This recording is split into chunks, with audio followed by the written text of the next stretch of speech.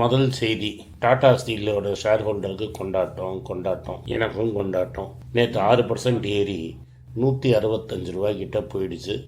எல்லா ஸ்டீல் ஸ்டாக்கும் ஏறி இருக்கு. பட் நான் டாடா ஸ்டீலை தான் மெயினாக வச்சிருக்கிறதுனால உங்களுக்கு நான் இந்த செய்தியை சொல்ல கடமைப்பட்டிருக்கிறேன். அப்போ நான் கொஞ்ச நாளைக்கு முன்னாடி அது 25 ரூபா 30 ரூபாய்க்கு கிடச்சிட்டு இருந்தது, ஒரு 7-8 வருஷத்துக்கு முன்னாடி. இன்றைக்கி அது 165 ரூபாய்க்கு போயிடுச்சு. அப்படின்னா 5.5 மடங்கு ஏறி இருக்குது.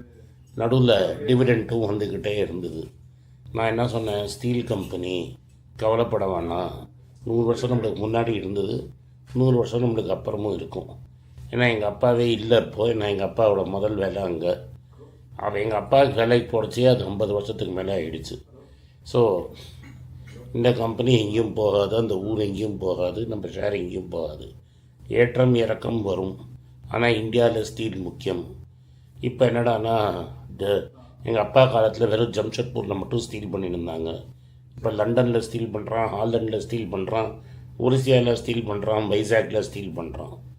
அதனால் இப்போ ஏதோ சிங்கப்பூர்லேயும் ஒரு கம்பெனியை வாங்கி வச்சுருக்காங்க. ஸோ இது நம்மளுக்கு சேஃப்டி. சைனா ஸ்டீல் ப்ரொடக்ஷனை கட் பண்ண போகிறாங்க. இந்த வருஷமே 20 மில்லியன் டன் கட் பண்ணிட்டாங்க. இன்னும் கொஞ்சம் கட் பண்ணுவோன்னு சொல்லியிருக்காங்க. இதனால் இந்தியாவில் ஸ்டீல் விலை ஏறுது, சைனாவில் இம்போர்ட் குறையுங்கிறது நம்புகிறாங்க. அதனால் ஸ்டீல் விலையெல்லாம் ஏற ஆரம்பிச்சிருக்கு.